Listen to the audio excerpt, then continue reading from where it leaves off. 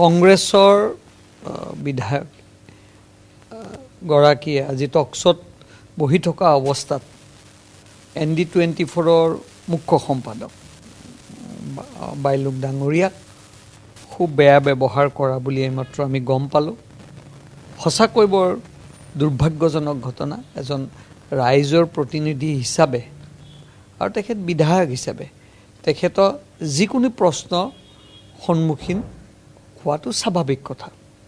আৰু এটা চেনেলৰ মুখ্য সম্পাদক হিচাপে তেখেতে কিবা সুধিব পাৰে। তাৰ কাৰণে যদি মুখ্য সম্পাদকক যদি এনেকুৱা অভদ্ৰ আচৰণ কৰিছে তেতিয়াহ'লে এইটোতো ক্ষমা খোজাৰ দৰকাৰ। আৰু মই ভাবোঁ যে গণতন্ত্ৰৰ চতুৰ্থ স্তম্ভ আজি ইলেক্ট্ৰনিক মাধ্যমেই হওক বা সাংবাদিক জগতখনক সকলোৱে মানি আহিছে আৰু ভাল নিউজো তেখেতসকলে দেখুৱায় আৰু সমালোচনা হ'বলগীয়া নিউজো দেখুৱায়। দুইটা নিউজে আমি মানি পেলাই সাংবাদিকসকলক সন্মানাৰ্থে ৰাইজৰ দেশৰ সন্মানাৰ্থে এই উত্তৰ দিব লাগে। তেনেস্থলত যদি দালাল আৰু অভদ্ৰ বুলি ব্যৱহাৰ কৰিছে এইটো সঁচাকৈ দুৰ্ভাগ্যজনক ঘটনা হৈছে। আৰু কংগ্ৰেছৰ কাৰণে এইটো নতুন ঘটনা নহয়। আব্দুল ৰছিদ আলমৰ এনেকুৱা ব্যৱহাৰ বহুত সময়ত আমি দেখিবলৈ পাইছোঁ।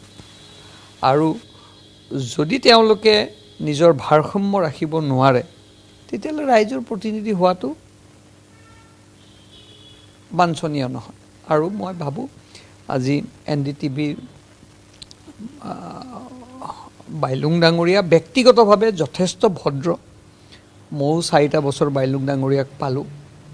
এটা চেনেলৰ মুখ্য সম্পাদক হিচাপে তেখেতে কেতিয়াও সেই ভূমিকা পালন নকৰে। এজন সাধাৰণ আম মানুহৰ দৰে তেখেতে আমাৰ লগত কথা বতৰা পাতে আৰু মই কেতিয়াও তেখেতক সেনেকুৱা দৃষ্টিভংগীৰে দেখা নাই।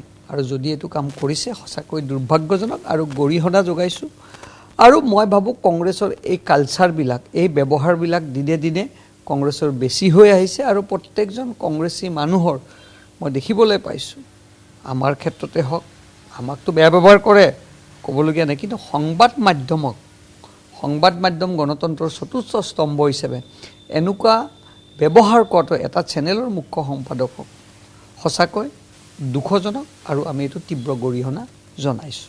আচলতে তেওঁলোকৰ মানে ভোটাৰ তেওঁলোকে হেৰুৱাব বুলি সেইটোৱে ভয় তেওঁলোকৰ, যে পাইকানক যদি বনাঞ্চল বুলি কোৱা যায়, বেদখল যেতিয়া উচ্ছেদ হৈছে তেওঁলোকে সেই বেদখলকাৰীক তেওঁলোকৰ ভোটাৰ হিচাপে তেওঁলোকে ট্ৰিট কৰে আৰু ভোট হেৰুৱাৰ ভয় তেওঁলোকৰ। চাওক, পাইকানখনটো বনাঞ্চলে হয়, তাত কোনো ডিমত নাই, ফৰেষ্ট ৰিজাৰ্ভে হয়। এইটো খং কৰিবলগীয়া কি আছে? আৰু বাইলুং ডাঙৰীয়া এইটো এখন তেখেতৰ ব্যক্তিগত এটা এটুকুৰা মাটিক তেখেতেতো সমালোচনা কৰা নাই। এখন চৰকাৰী মাটি চৰকাৰী ভূমিত বহি আছিল, বনাঞ্চলেই হওক যিয়ে নহওক, যিহেতু এইটো বিষয়লৈ এটা অগণতান্ত্ৰিকভাৱে তেখেতসকল বহি আছিল। আৰু যদি তেখেতসকলৰ কিবা ক'বলগীয়া আছে চৰকাৰখনক সমালোচনা কৰক, কিন্তু তেখেতক সমালোচনা কৰিব নেলাগিছিল।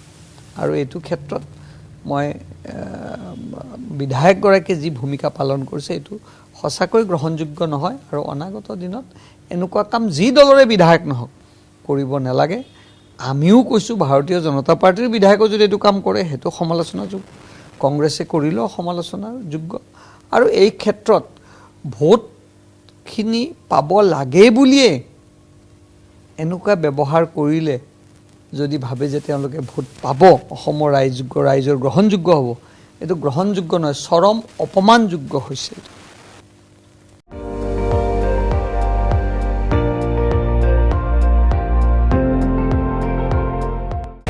আপুনি চাই আছে ND24, সৰ্বশ্ৰেষ্ঠ নহয় সৰ্বোত্তমৰ দৌৰত।